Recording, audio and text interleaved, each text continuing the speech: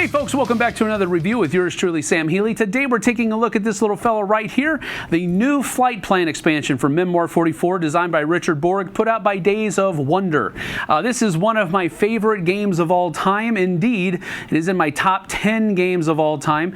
And so when this expansion came out, I was very, very excited.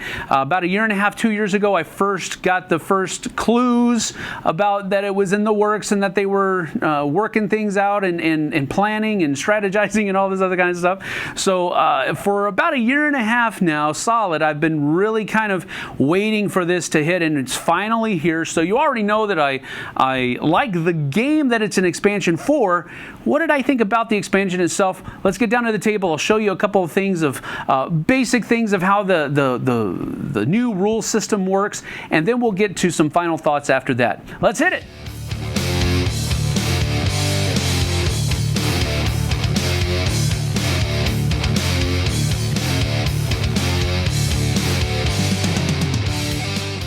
So this is everything that you're going to get in a copy of the new flight plan expansion for Memoir 44. And of course, you're also going to be getting a rule book and a scenario book that goes along with it as well. The scenario book, I believe, has 21 different scenarios in it. So more than enough for what you would like. What you're going to be getting here is all of these different planes, plus there is also another plane that's off the board here that is going to be used for an example here in just a few moments. But you basically have 3 or 4 different planes from each of the 4 different nations. You're also going to be getting 2 sets of each, 2 of each of these cards. So you have your bomber information card, your fighter bomber information card, and then you also have your fighter information card that's here, and then plane ammo card, which is, you know, the special weapon assets as well, which tells you what each of these different tokens here. Then you also get a number of these tokens as well, and then you have an air combat deck that is added to each of your scenarios. Now, generally speaking, what's going to happen here is you're going to be able to deploy your air units onto the board. You can only have 1 air unit on the board at a time. They stay on the board until they either get shot down, they're forced to retire, or at the beginning of your turn, you can choose to retire a unit off the board. If they retire or they are forced to retire by being shot at and having flags rolled on the a confirmation roll, then they can come back later on. But if they're shot out of the air, that particular kind of plane, whether it be a fighter bomber, or a bomber, cannot come back in that scenario. So that's one thing that you need to keep in mind as well. Now, in order to deploy an air unit onto the battlefield, you have to play, first of all, a section card. And then on top of that, you have to play an air combat card that's going to be able to deploy. So some of these air combat cards here have symbols at the top of them. For example, the fighter bomber symbol here. Then you also have the fighter symbol here. And you have the bomber symbol here. You also have some cards that have all 3 of them on there. So when you have a card that has a symbol on it, that means that you can deploy an airplane to the battlefield. If you deploy an airplane type that matches the style that is there, then you're also able to carry out the special text of the card. But you don't have to deploy the same kind. Like, for example, this has a fighter symbol on it, but if I wanted to, I could use this card to deploy a fighter bomber or a bomber. I just would not be able to use the special text in that case. But I'm going to go ahead and deploy a fighter, and that means I'm going to be able to use the special text that's down here. And then they can enter the field anywhere that they would like to. So we're going to have the Spitfire come in on this hex because it's in this battlefield. It's going to take up one of these 2, and we're going to go 1, 2, 3, and we'll also go 4 right here. So he made a strafing run. Now, whenever we do that, we normally are able to simply drop 1 ammo token on each one, denoting that we're firing at these units as we fly by. But because we did deploy a fighter unit, which matches that symbol up there, it says that instead of placing 1 machine gun marker on each hex, it may place up to 3 machine gun markers on 1 hex and 1 machine gun marker on each other hex. So what this is basically going to do is it's going to allow him to place 3 on one, which will be this one right here, and then 1 on the other 2, like so. And that is the effect of this card.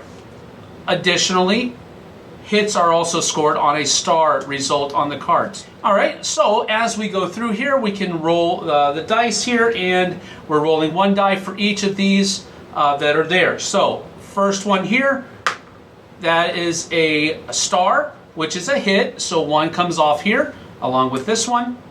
And then on the second one, that's an infantry symbol, which is the kind we're shooting at, so that comes off as well. And then here we get to roll 3 dice because we were able to place, because of the Rake the Enemy card, we were able to place 3 there. And so we have 1, 2, and 3 as well. So that was pretty advantageous there. Not bad at all. Now, additionally, what you're able to do after you make a strafing run like that, if you're able to end your movement adjacent to another air unit, you can also perform a dogfight. Now, a fighter in a dogfight has a value of 3 dice. Fighter bombers have 2 dice in a dogfight, and bombers have just 1 die in a dogfight. But what will happen here is we roll 3 dice, and for every grenade symbol that's rolled, you have to make a confirmation roll. So now we're looking for grenades or flags here, and we didn't get any. But had we rolled a grenade, this fighter would be shot down and fighters would not be able to be deployed on that side of the field anymore. Had we rolled a flag symbol, this fighter would have been forced to retire, but they could return at a later date or a later turn later on. Now, that was only one of my units that I ordered for this side of the field. They can also fire up if they wish, and they would basically be rolling 3 dice, and same thing as normal. I got 1 grenade and a flag. So we'll say that the combined total of all of these attacks forced the Messerschmitt to retire away from the battle, but he can come back to fight another day. Another thing that you can do is strategically bomb your opponent's temporary metal objectives. If you do that, you would simply, at the end of your movement, 1, 2, 3, 4, this is not a bomber, but if it were, and you could end your movement there, you could roll to bomb here. If you successfully do it, it becomes a medal for you. If an enemy unit reoccupies that hex, then the medal is placed back on here, or they capture the medal, whichever the scenario would actually state. Different kinds of cards here. You have Tank Buster and Busting, which gives you pluses when you're shooting at armor. Ground to air ambush. So, for example, if the Germans had this card and I started a strafing run here, they could play this card, roll a number of dice, +1, and actually attempt to, just like the regular ambush card, they would be able to attack first. Ground to air attack, which gives you an additional 2 dice. For example, if these guys were able to play this card and shoot against the air unit, they'd get an extra 2 dice. There's spotting cards, and there is saturation bombing, fighter boom and zoom, pilot initiative, and so forth and so on. So basically each side is going to start with 2 combat cards. If there is air superiority determined by the scenario that's being played, you just simply look on this table, and if you have air superiority, then you would actually draw another combat card to start with. Now, the only way that you can replenish your air combat cards is by cards like the pilot initiative here, that at the end it says at the end of your turn draw another air combat card. So if you play this one, you're able to draw another one. If you play an air recon card, a recon 1 card, then at the end of your turn, when you draw 2 command cards and choose which one you're going to do, you also get to draw another command card. And then their finest hour, whenever you play that card, you're able to draw another combat card as well. But those are the only 3 ways that you can get more combat cards. So this is really kind of just a neat addition to the game that doesn't convolute the game too much. Now, there is a couple of strange rules that probably make things a little bit difficult. For example, if this unit wanted to shoot into the trees here, they wouldn't be able to do that because this air unit is occupying this hex. normal rules for a Memoir 44 state that if a unit is occupying the hex, it blocks line of sight. So instead of making more rules for air units, they decided to just stay with the basic units and say, this is occupying the hex, so it blocks line of sight. It doesn't thematically make sense, but for the sake of keeping the game simple, they decided to keep that rule in place, even for air units. But generally speaking, that's about it for, there's some other bits of minutia there, how the air combat deck will work with other theater combat decks and so forth and so on. But you can check that out on your own. You basically have an idea of how the new Flight Plan expansion deck works. So that's about that for the new Flight Plan expansion for Memoir 44 from Days of Wonder. I have to say that I really, really do enjoy this game. I didn't like some of the convolution that the old air pack brought into it. It seemed like the planes were there and then they're gone. They're here, they're gone. Some scenarios used it, some scenarios don't, and so forth and so on. And it just felt like it made the game more difficult than it really should have been. And that's one of the things that I really like about that. It'll be my first pro. I like the fact that this adds the planes and a combat deck and simple rules to follow, but it doesn't change how the game plays essentially. It doesn't provide any convolution there. Here, there's a little bit of a ramping up in difficulty because you have some more rules that you have to take into account. However, they're easy rules. They're not hard to remember. Furthermore, they've provided cards for all of the different units, and all of the information that you need is right there on those cards, so you can have them in front of you. You don't have to hunt through the rule book endless times as you go through it. My second pro for the game is this: the models. Yeah, they're not painted, but that's okay because, quite frankly, none of my models are painted anyway. Now, maybe you have said, well, I've already painted all my models, so now I got to paint these too. You must enjoy doing that, so that's also a good thing. Yeah, the other ones came pre-painted. So what? I think the detail on these is slightly better.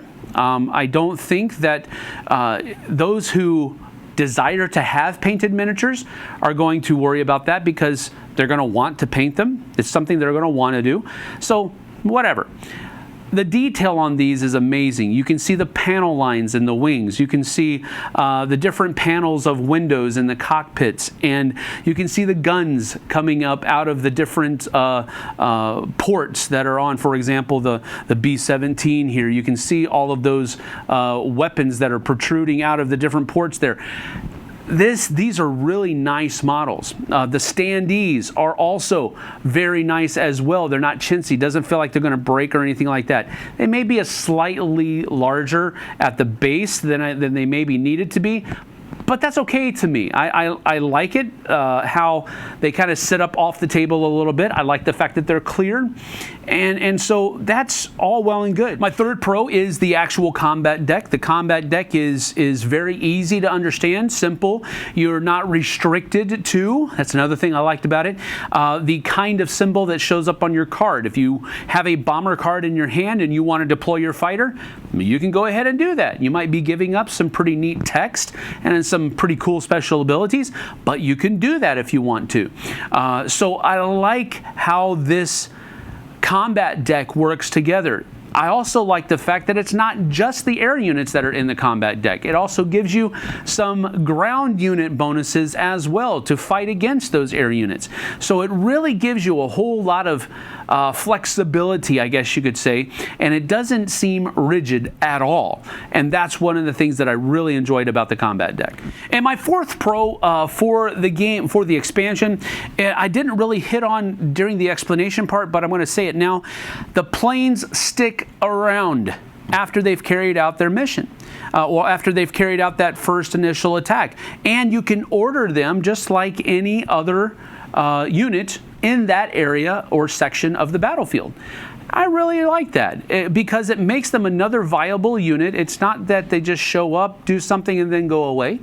And I think it's really an interesting thing. You're literally adding a new unit to the battlefield that you didn't start with at the beginning of the turn. And there's that level of, I guess you could say, expectation or a surprise that could come. You don't know what kind of air unit's going to be on there. You don't even know if your units are going to be facing air units. It just depends on what kind of air combat cards your opponent gets.